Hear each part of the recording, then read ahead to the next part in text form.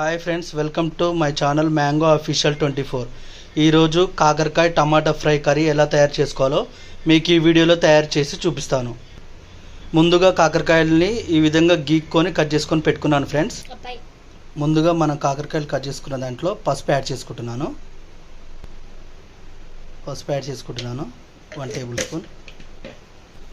1 table spoon salt add చేసుకుంటున్నాను. ఈ రెండు యాడ్ చేసుకున్న తర్వాత ఈ విధంగా బాగా కలుపుకోవాలి. ఈ విధంగా బాగా పిసుకొని కలిపితే పసరు అనేది వెళ్తుంది.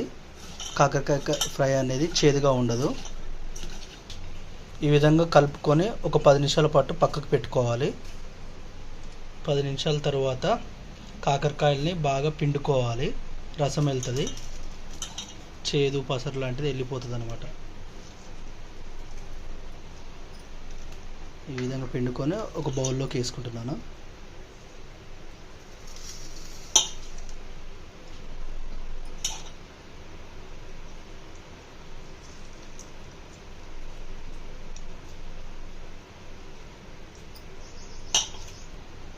ఈ విధంగా రసం వెళ్తుంది అన్నమాట కాకరకాయలో.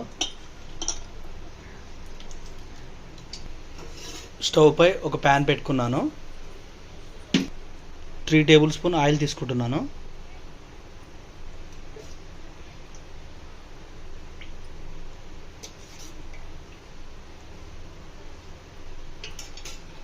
ఆయిల్ బాగా హీట్ ఎక్కిన తర్వాత మనం ముందుగా కట్ చేసి పెట్టుకున్న కాకరకాయల్ని యాడ్ చేసుకుంటాను. కాకరకాయలను యాడ్ చేసుకొని ఆయిల్లో బాగా మగ్గేలా కలుపుకోవాలి.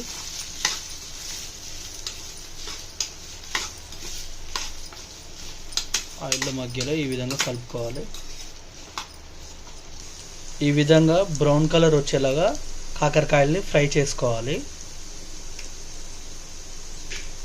ఇంకా అన్ని బ్రౌన్ కలర్ వచ్చేలాగా ఫ్రై చేసుకొని తర్వాత టమాటాలని యాడ్ చేసుకోవాలి. ఈ విధంగా ఫ్రై అయిన తర్వాత టమాటాలని యాడ్ చేసుకుంటున్నాను.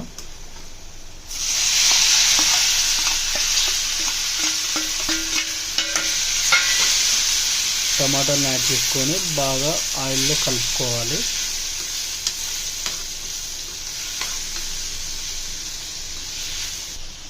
One table spoon salt add చేసుకుంటున్నాను. సాల్ట్ యాడ్ చేసుకొని బాగా కలుపుకోవాలి.